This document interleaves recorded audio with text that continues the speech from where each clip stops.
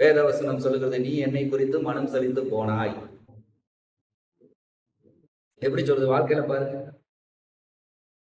இந்த வருஷம் பிறந்து முதல்ல ஸ்கூலுக்கு போறவங்களுக்கு நிறைய பேருக்கு பயங்கர சந்தோஷம் இருக்கும். போயிட்டு ஒரு 10 நாள்ல மனம் சலித்து போயிடுவாங்க. அசைன்மெண்ட் அது இதுன்னு சொல்றாங்க, என்ன நடத்துறாங்கன்னே புரிய மாட்டேங்குது.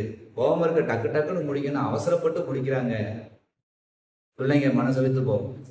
வேலை பார்க்குற இடத்துக்கு பாருங்க, பெரியவங்க நல்லா போய்கிட்டு இருப்பீங்க, திடீர்னு உங்களுக்கு மனசு சலிப்பு வந்துடும். இதுல ஒரு பெரிய இது என்ன தெரியுமா?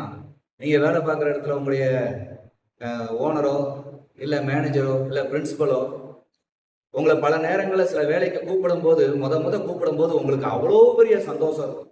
ஓனரே என்னை கூப்பிட்டாரு, பிரின்சிபலே என்னை கூப்பிட்டாரு, மேனேஜரே என்னை கூப்பிட்டாருன்னு அவ்வளோ சந்தோஷப்பட்ட நீங்க அடுத்தடுத்து கூப்பிட்டு வேலை எதை பாருங்க அதை பாருங்கன்னு சொன்னா மனம் ஜலிச்சு போயிருவீங்க. எதுக்கு எடுத்தாலும் என்னதான் கூப்பிடுறாரு, எதுக்கு எடுத்தாலும் என்னதான் பேசுறாரு, ஏன் மற்றவங்களாம் இல்லையா? ஆனா முதல் நாள் கூப்பிடுறப்ப எப்படி இருந்துச்சு? அந்த மேனேஜர் ரூமுக்கு, பிரின்சிபல் ரூமுக்கு, அந்த ஓனர் ரூமுக்கு போயிட்டு வெளியில வரும்போது மற்றவங்களாம் என்னன்னு கேட்கும் போது நான் எப்படி வந்திருக்கேங்கிற மாதிரி இருக்கும்ல. இதே ஒரு 30 நாள் 3 வருஷம் 2 வருஷம் கழிச்சு மனம் ஜலிச்சு போயிருதுல. இதே மாதிரிதான் இன்னைக்கு தேவ சமூகத்தையும் நீங்க நினைச்சிட்டு இருக்கீங்க. வரும்போது ஆர்வமா இருக்கு, உங்களை நோக்கி தேவனுடைய வார்த்தை முகத்தை பார்த்து பேசினா சந்தோஷம் தாங்க முடியல. என்னை பார்த்து சொன்னாருன்னு சந்தோஷமா இருக்கு, என்னை ஆசீர்வதிச்சாருன்னு சந்தோஷமா இருக்குது.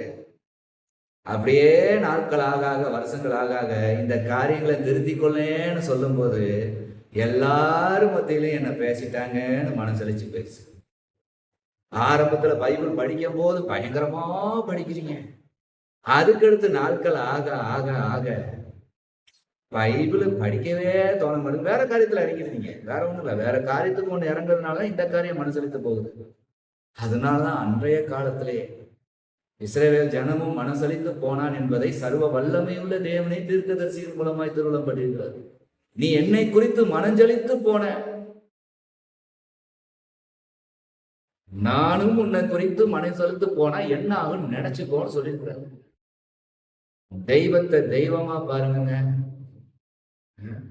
அவர்கிட்ட நம்ம மனம் சலிச்சு போகவே கூடாது. போகிறோம்னா அதுக்கடுத்து ஒரு பெரிய துன்பத்துல நாம் அகப்பட போகிறோம் என்பது உண்மை.